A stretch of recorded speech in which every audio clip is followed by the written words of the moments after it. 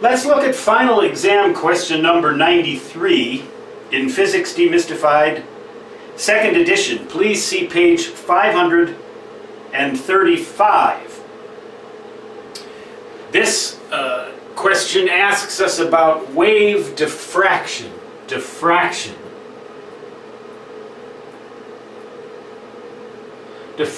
is in effect what happens when a wave train turns a corner or goes around something as if it wasn't there. Consider these red curves as wave fronts, like sound waves, radio waves, ocean waves, any kind of waves. The distance between these, maybe these are the crests of the waves, so the distance between any two adjacent wavefronts is always the same, and that is, of course, the wavelength, which scientists like to use the lowercase Greek letter lambda to symbolize the wavelength. In which of the following situations described here would you expect to find the greatest amount of diffraction? Well, that will happen when the obstruction or the edge that causes the waves to either go by or turn a corner is very sharp and small compared to the wavelength lambda. So suppose that you have ocean swells. They're normally what?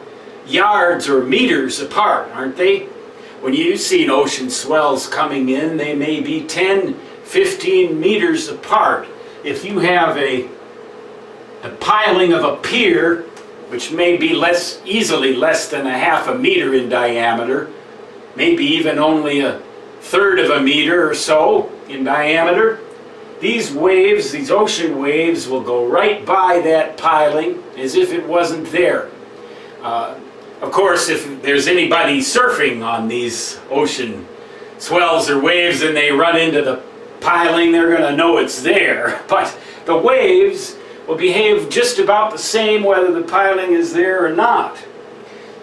So the correct choice here is B. That is the one that will result in the greatest diffraction. That means the greatest ability of the waves to go around it. If you have visible light waves here, and this were a wooden ship's mast, that might be the same diameter as a pier. The waves of light, though, are a much, much smaller fraction of a millimeter. So A is obviously wrong. Radio waves at 500 gigahertz, that's a very short wavelength indeed. Very small fraction of a meter. A steel storage shed is several meters in diameter at least. So C won't work. Sound waves at 15 kilohertz around the end of a brick wall. Well, you'll get some diffraction there, but not as much as you will in a case like this described at B. 15 kilohertz sound waves are quite short in air.